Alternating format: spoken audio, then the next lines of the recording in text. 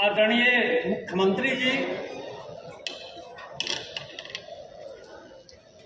उद्घाटनकर्ता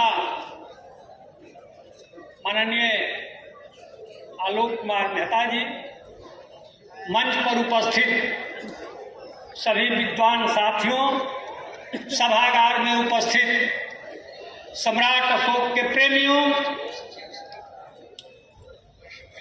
समय कम है और बहुत कम समय में अपनी बात मैं कहना चाहता हूं। भारत की जनता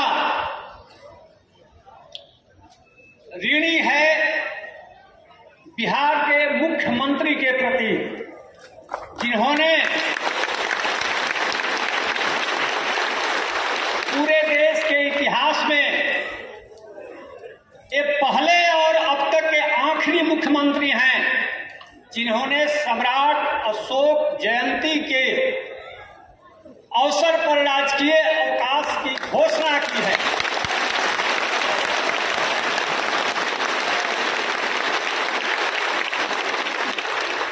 वो सम्राट जिसकी हुकूमत 52 लाख वर्ग किलोमीटर में चलती थी और दुनिया का सैकड़े 33% लोग उसके साम्राज्य में रहते थे। और प्राचीन काल में सम्राट अशोक ने कन्वेंशन कराने के लिए पाटलिपुत्र में अशोकाराम बनवाया था और आधुनिक काल में माननीय मुख्यमंत्री ने अशोक कन्वेंशन सेंटर बनवाया।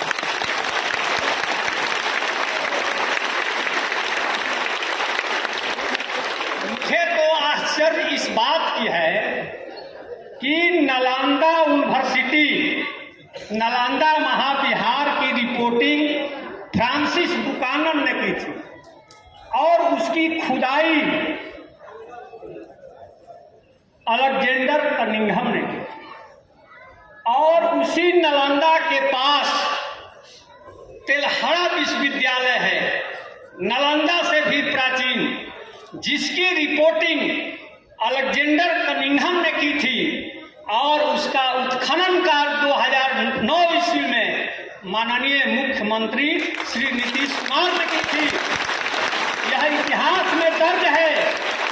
मैं तो कहता हूं कि इस दुनिया में जब माननीय मुख्यमंत्री जी ने जन्म तिथि की घोषणा की थी, भारत के इतिहासकारों में तूफान मच गया था कि कोई इतिहासकार नहीं जानता है कि सम्राट अशोक की जयंती कब पड़ती है, तिथि नहीं मालूम, तो मुख्यमंत्री को कैसे मालूम हुआ? अरे भाई, आप सम्राट अशोक के आदर्शों पर, सिद्धांतों पर चलिएगा तब न जानिएगा कि सम्राट अशोक की जन्म तिथि कब है। कि हवाई इतिहास लिखने से कोई नहीं जानेगा। भारत नहीं, आपको इस मंच के माध्यम से मैं बोलना चाहता हूं कि सम्राट अशोक के सिद्धांतों को अपनाने के लिए दुनिया के बड़े बड़े राजाओं के बीच में होड़ लगी थी। श्रीलंका के राजा जिसने अशोक के जमाने में ही देवानम पिय की उपाधि धारण की थी, और चीन का राजा लियांग वुडी, चीन का राजा जिसको चीन का सम्राट अशोक कहा जाता है, चाइना में सम्राट अशोक का मंदिर बनवाया था और वो मंदिर आज भी है। ये बात 6वीं शताब्दी ईस्वी की मैं कह रहा हूं। और 12वीं सदी में कंबोडिया का राजा जयवर्मन सप्तम, नाम नोट कर लीजिए, जयवर्मन सप्तम कंबोडिया का राजा 12वीं सदी में चैत्र शुक्ल अष्टमी को सम्राट अशोक की जयंती मनाता था, और वो भी 7 दिन। यह वर्ल्ड के हिस्ट्री में रिकॉर्ड है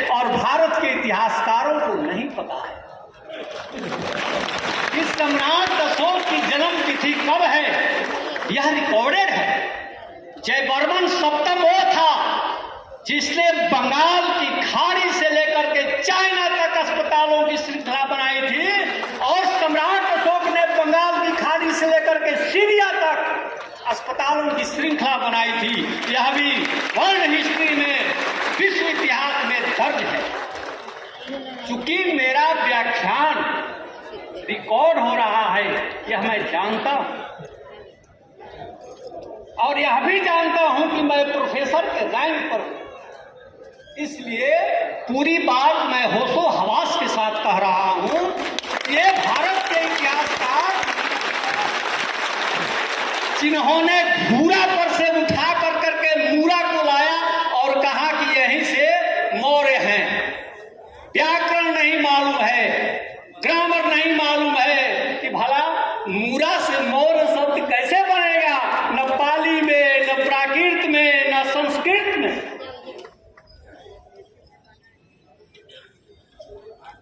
अभी तो ये लोग सम्राट अशोक के शिलालेख ही नहीं पढ़ पा रहे हैं, नहीं पढ़ पा रहे हैं। मैं उसको सीधे पढ़ता हूं। बहुत सारे इतिहासकारों ने लिखा, देवानाम प्रिय, देवताओं के प्रिय राजा अशोक। मैंने सोचा कि जरा पढ़कर हम भी देखें। अरे भाई, वो सम्राट अशोक ने उसको प्राकृत भाषा में लिखा है, तो वो देवानाम प्रिय नहीं, ये तो संस्कृत भाषा का शब्द हो गया। देवानम पिय लिखा हुआ है, देवानम पिय, और वहां देव का मतलब है अरहत, बुद्ध। बुद्ध प्रिय राजा अशोक, देवानम पिय का अर्थ हुआ ये नहीं कि देवताओं के प्रिय राजा अशोक। अशोक के जितने भी शिलालेख हम लोग को मिले हैं, किसी पर किसी देवी देवता का उल्लेख नहीं है। अगर है तो वो केवल बुद्ध का ही है। एक बात ध्यान आ गया, यहाँ एक मोहल्ला है भिखना पहाड़ी, पटना में। चूंकि मुख्यमंत्री यहाँ उपस्थित हैं, इसलिए मैं यह बात कह रहा हूं कि भिखना पहाड़ी क्या है। भिखना पहाड़ी जो मोहल्ला है, वहां पर सम्राट अशोक ने एक पहाड़ी बनवाई थी अपने छोटे भाई को रहने के लिए। वो राजगीर के गृहकूट पर रहते थे सम्राट अशोक के छोटे भाई। लेकिन बाद में जो राजकुमार महिंद थे, सम्राट अशोक के बेटे महिंद, जिसे हम लोग संस्कृत में महेंद्र कहते हैं, महेंद्र का नाम नहीं था, महिंद था, तो वहीं रहते थे। 1894 ईस्वी में, 1892 ईस्वी में लॉरेंस वाडेल ने उसकी जांच की थी, भिखना पहाड़ी। वो रिटन किताब है उसकी अंग्रेजी में। तो वो क्या देखे वहां कि भिखना पहाड़ी एक पहाड़ी थी। ये 1892 की बात है, बहुत समय नहीं बीता। तो एक पहाड़ी थी और पहाड़ी के ऊपर भिखना कुंवर की पूजा होती थी। और उस लॉरेंस वाडेल ने लिखा है कि भिखना कुंवर और कोई नहीं, भिखू कुंवर माने भिखू महेंद्र ही थे, महेंद्र, जिनके नाम पर यहाँ आज भी पटना में महेंद्र घाट है। वो आदमी बौद्ध धर्म के प्रचार के लिए श्रीलंका चला गया, और आज भी खेर महेंद्र की समाधि वहां श्रीलंका में मौजूद है, आज भी। लेकिन हम भारत के लोग खेर महेंद्र के नाम पर पटना में कोई भी स्मृति चिन्ह नहीं बनवा सकते। यह दुखद तथ्य है। हमारे सूबे का नाम बिहार है, तो जाहिर है कि चप्पे चप्पे पर बिहार था। ह्वेनसांग ने अपनी डायरी में लिखा है कि इस पटना में 100 बिहार थे, 100। अब सोच लीजिए, सम्राट अशोक के बड़े बड़े लाट थे, बड़े बड़े स्तूप थे। उस समय पटना कैसा रहा होगा। मैं एक एग्जाम्पल छोटा सा देना चाहता हूं आरा का। आरा का नाम क्या था? आरा का नाम था आराम नगर। आप कहिएगा कि प्रोफेसर साहब क्या आप कथा कहानी कहने लगे? कथा कहानी नहीं है, रुकिए जरा एक सेकंड। इसका सबूत है मसाढ़ में आरा से 6 मील पश्चिम गांव है, जहां से सम्राट अशोक का वो जो सिंह स्तंभ है वो मिला है, जो आज पटना म्यूजियम में है। ह्वेनसांग जब आए थे तो सम्राट अशोक का बड़ा पिलर और स्तूप आरा में देखे थे। लिखे थे कि मसाढ़ से 6 मील पूरब है। इधर हम लोग को मसाढ़ में एक अभिलेख मिला है, उस पर शंकर लाल नाम का एक आराम नगर के आदमी का दिया हुआ दान है, जैन मूर्ति का। उसी पर लिखा हुआ है कि इस शहर का नाम था आराम नगर, और आराम नगर का एक ही अर्थ होता है जहां पर बहुत सारा बौद्ध विहार हो, और जो बौद्ध विहारों का नगर है वो आराम नगर है, और वही आराम नगर आज आरा है। इतना बड़ा परिवर्तन हो गया। और अंग्रेज जब आए तो कहे कि भाई ये कौन सा शहर है? तो आरा की जनता भोजपुरी बोलती थी, तो बोली कि आरा है।